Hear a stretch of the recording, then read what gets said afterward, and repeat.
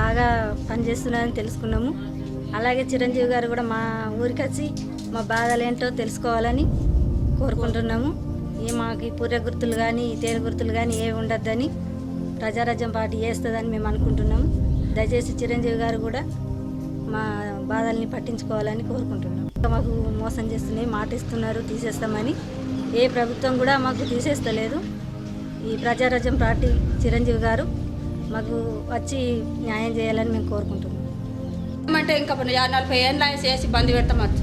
మా కోడలు చేసుకొని బతకాలా, మాకు ఆ వ్యవసాయం లేదు. మాకు కూలి పనికి తోలేస్తే ఓ నడుస్తున్నావో నడుస్తలేవు.